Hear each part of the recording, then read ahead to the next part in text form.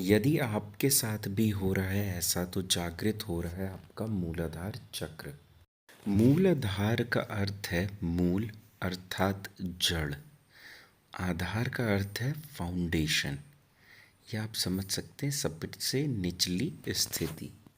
यह फाउंडेशन या जो जड़ है वह है कुंडलिनी शक्ति की, जहाँ पर पूर्ण रूप से यह शक्ति विराजमान है। और यही वह माध्यम है जिसके माध्यम से कुंडलिनी ऊपर की तरफ ऊर्ध्वमुखी होती है। अर्थात जो वह ऊर्जा है जो कुंडलिनी के फॉर्म में वहाँ पे विराजमान है वो ऊपर की तरफ इसी चक्र के माध्यम से उठती है। मूलाधार चक्र के आप चित्र में देख पाएंगे, इसमें 4 कमल पंख हैं जिनका जो अगला हिस्सा है वो नीचे की तरफ झुका हुआ है। इसमें 4 बीज हैं, वम सम शम शम, और बीच में लम बीज भी दिया गया है। एक हाथी है जिसकी 7 सूंड है। ब्रह्मा को दिखाया गया है, डाकनी को दिखाया गया है, 8 शूल दिखाए गए हैं और बीच में एक शिवलिंग दिखाया गया है जिसे हम धूम्रलिंग भी कहते हैं।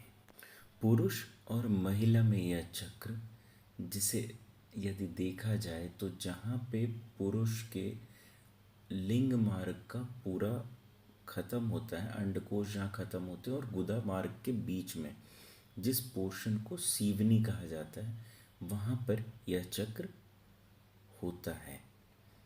उस जगह पर नहीं होता, लेकिन उस जगह से थोड़ा सा पीछे जाकर इस चक्र को आप महसूस कर सकते हैं। और महिला में भी उसी स्थान पर होता है। यदि आप फोटो देखना चाहें तो वो मैं यहाँ लगा नहीं सकता हूँ, आप विकिपीडिया के माध्यम से उसे देख सकते हैं। और टेक्निकल टर्म्स मैंने यहाँ पे लिख दिया, आप इनको सर्च करके भी ढूंढ सकते हैं। पुरुषों में यह पेरिनियम के अंदर पाया जाता है और महिलाओं में सर्विक्स के अंदर। इसको आगे समझाने से पहले मैं कुछ बताना चाहता हूँ। इंद्र की काफ़ी गलत व्याख्या की गई है और टीवी सीरियल्स में भी काफ़ी गलत दिखाया गया है इंद्र के विषय में। इंद्र का अर्थ है जिसकी इंद्रियां उसके वश में हैं, वह इंद्र है। जिस चीज को उन्हें का वज्र दिखाया गया है वह चीज है वीर पे नियंत्रण, और दिखाया भी मेरुदंड को उनका वज्र है। जो मूलाधार चक्र के इस चित्र में 7 सूंड वाला हाथी दिखाया गया, इसको कहते हैं सप्त धातु। और जो हाथी है वह संभोग की स्लो विधि को दर्शाता है, क्योंकि जो संभोग है वो मानसिक है, जो प्राइवेट पार्ट है वो खाली एक निमित्त मात्र है। तो जब इन दोनों में योग होता है, दो परस्पर चीज़ों में योग हो रहा है, दो परस्पर चीज़ों में जुड़ाव हो रहा है, इनके बीच में दूरी शून्य हो रही है, यह है योग। इसके बाद जो यह 8 शूल हैं, काम, क्रोध, मोह, प्रेम, हिंसा, असंतुष्टि, इच्छा और तृष्णा है। कमल पंख इसके तामस गुणों को दिखाते हैं।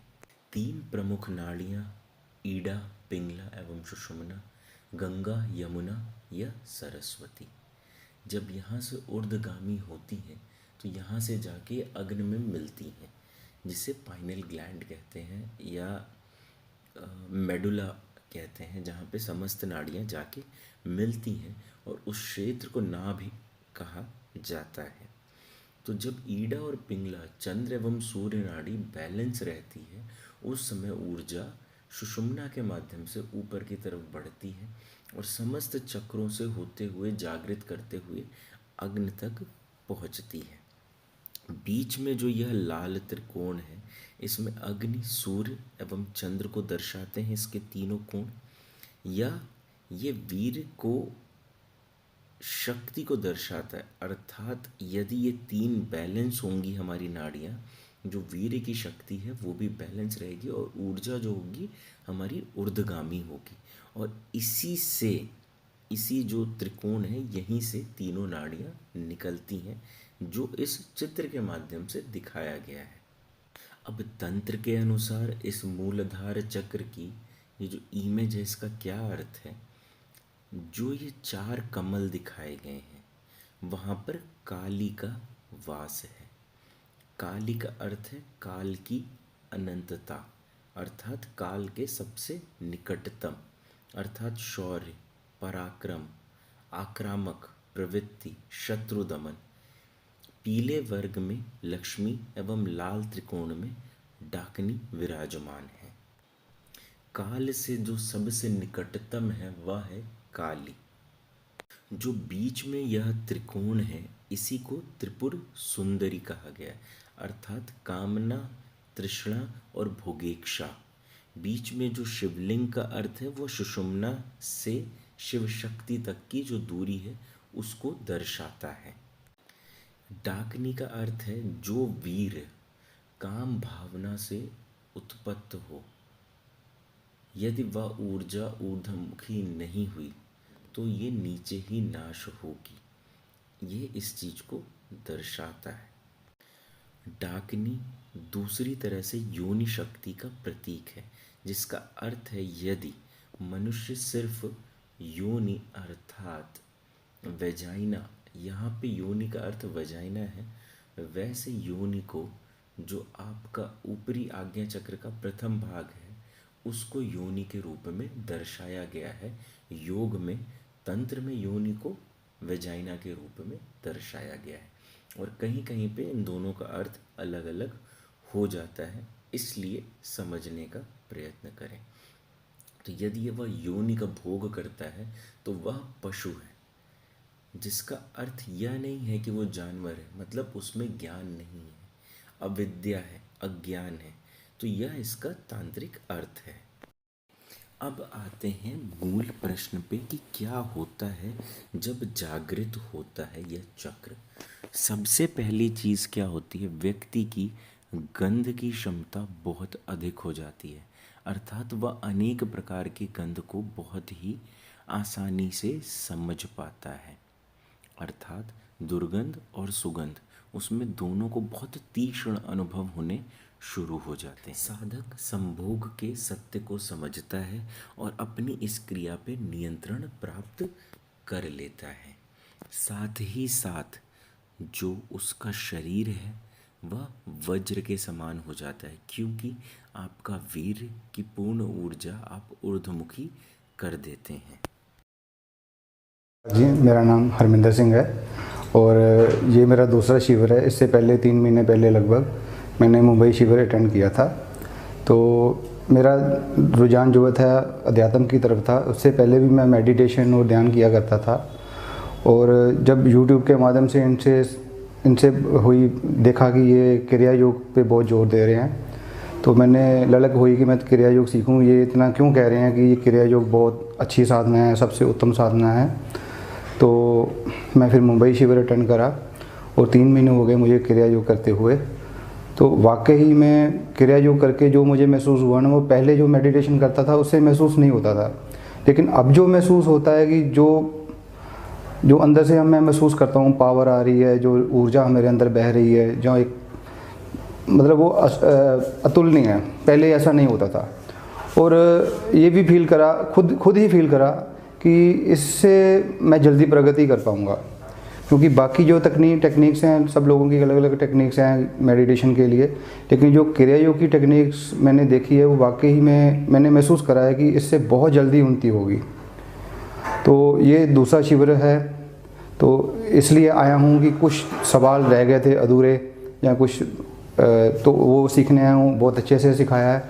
अब शायद मेरे मन में अभी कोई सवाल रह ही नहीं गया, तो अभी कभी होगा तो फिर मैं ज़रूर जाऊंगा। वैसे मैं हर शिविर में जाना चाहूँगा क्योंकि बहुत अच्छी टीम है और सब लोग एक परिवार की तरह रहते हैं। शिविर के बाद भी हमें पूरा समय देते हैं, व्हाट्सएप पे, टेलीग्राम पे, फ़ोन पे, कुछ भी पूछ लो, कोई मना नहीं करते, कोई खींचते नहीं है, बिल्कुल सपोर्ट करते हैं और ऐसा लग रहा है जैसे एक नया परिवार बन गया। और मैं जो नए साधक जुड़ना चाह रहे हैं इस ट्रस्ट से, तो मैं उनसे विनती करूँगा कि आप ज़रूर जुड़ें। एक शुद्ध ज्ञान मिलेगा। कोई आपको ऐसा फील नहीं होगा कि मैं किसी बाबा के चक्कर में पड़ गया हूँ या किसी ऐसे लोगों के चक्कर में, ठगों के चक्कर में पड़ गया हूँ। ऐसा कुछ नहीं है यहाँ पे। और कुछ लोगों को बाउंडेशन होती है धर्म की, मज़हब की, तो यहाँ पे कोई बाउंडेशन नहीं है। मैं सिख हूँ और यहाँ पे आके देखा कि यहाँ पे कोई किसी संप्रदाय की बात नहीं होती, यहाँ केवल निरंकार ईश्वर की बात होती है। तो कोई मज़हब की दीवार मत रखो मन में, कुछ भी मत रखो, आप एक बार ज़रूर आओ, एक बार शिविर अटेंड जरूर करके देखो, आपको खुद पता चल जाएगा कि कितना शुद्ध ज्ञान है और कितना अतुलनीय चीज़ है जो आपको कहीं और नहीं मिलेगी। हर जगह ठगी है, लोग ठगते हैं, पैसा लेके ठगते हैं, यहाँ ऐसा कुछ नहीं है। और क्रिया योग दुनिया की सर्वोत्तम क्रिया है, सर्वोत्तम ध्यान की प्रक्रिया है, इसमें कोई शक नहीं, कोई संदेह नहीं है सॉरी।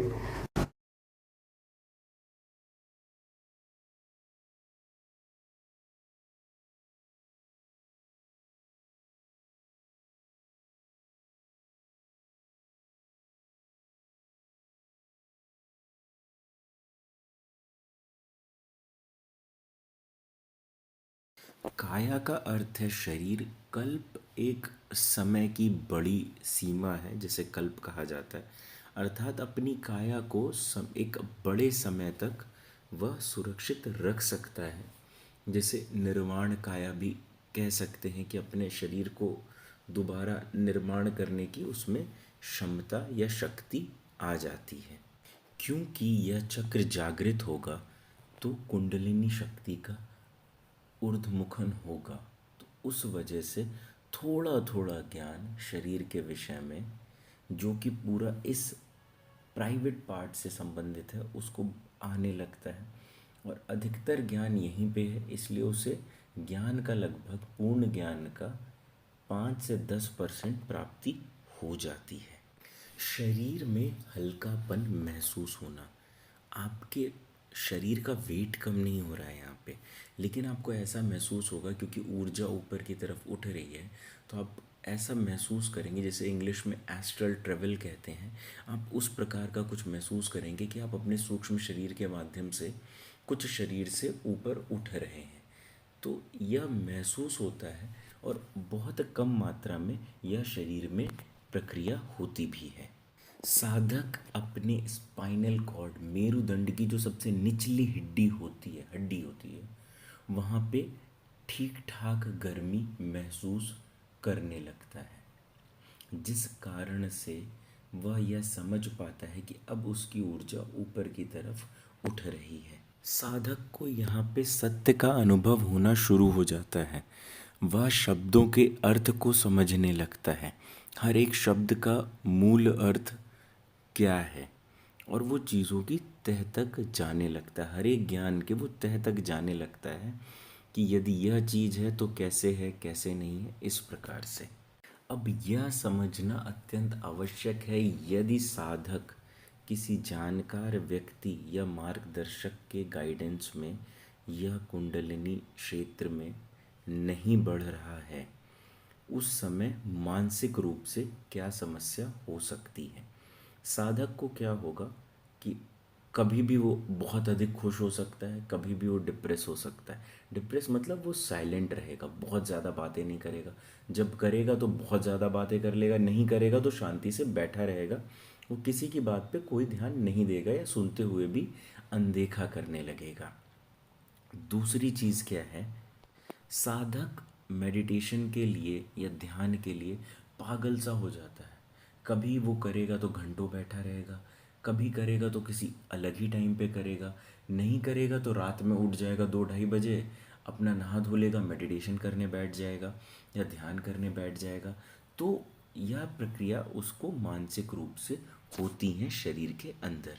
साधक के इमोशंस बहुत अधिक बढ़ जाते हैं, मतलब वह किसी भी चीज़ को लेके बहुत जल्दी उसमें आघात लग जाएगा, बहुत छोटी छोटी बातें उसको बुरी लगने लगेंगी, क्योंकि वह एकदम समय है जब ऊर्जा तुरंत ऊपर उठी है, तो उसे समझ में नहीं आ रही है कि ये क्या हुआ मेरे शरीर में, तो उसमें उसको अंतर बहुत अधिक महसूस होगा। कभी बहुत गहरी नींद आएगी जिसमें वो बहुत सुकून से सोएगा, कभी ऐसा होगा कि वो सो ही नहीं पाएगा, पूरी पूरी रात नहीं सो पाएगा। तो यह कुछ चीज़ें हैं जो आप महसूस कर सकते हैं। यदि ज़रूरी नहीं है कि यह सिर्फ योग के माध्यम से ही जागृत हो, अनेक प्रकार की ऐसी चीज़ें हैं जिस माध्यम से यह चक्र जागृत हो जाता है। ध्वनि, गंध, इन दोनों के माध्यम से भी चक्र जागृत होते हैं। इसलिए यह कहना ज़रूरी नहीं है कि देखिए यह एकदम बेसिक चक्र है, तो 99% चांसेस हैं कि ये अन्य तरीकों से भी जागृत हो सकते हैं। निचले दो चक्र, उससे ऊपर बिना योग के संभव नहीं है। अब चक्र जागरण के लिए जो सर्वाधिक अच्छी विधि है वह है क्रिया योग। और यदि आप किसी अच्छे मार्गदर्शक के गाइडेंस में उसे करते हैं तो आप जो ये मानसिक परेशानियां हैं इनसे दूर रहेंगे। और यदि आपको ऐसी मानसिक परेशानियां हो रही हैं और आप ये समझ रहे हैं कि ये किसी दवा से ठीक होने वाली हैं या कुछ ऐसा खा पी के सही हो जाएंगे, तो आप बिल्कुल गलत हैं। इसका सिर्फ एक ही तरीका है कि आप क्रिया योग ध्यान करें, उसी से यह आपके संतुलन में आएगा, क्योंकि जागरण की तरफ वो उस अवस्था को प्राप्त कर चुका है। और जब तक आप इस चीज़ को पूरी तरीके से नहीं करेंगे, नहीं समझेंगे, यह कंट्रोल नहीं होगा। इसलिए यदि आप में ऐसी कोई भी कारण है, जितने भी मैंने बताए हैं मूलाधार से संबंधित, तो क्रिया योग ध्यान अवश्य सीखें और उसे ज़रूर करें। क्रिया योग ध्यान का अगला शिविर सहज क्रिया योग संस्था द्वारा दिल्ली में हो रहा है, जिसके विषय में आगे पूर्ण जानकारी दी जा रही है। और किस प्रकार से उसमें रजिस्ट्रेशन करवाना है उसकी भी पूर्ण जानकारी है, आप उसे पूरा ज़रूर देखें।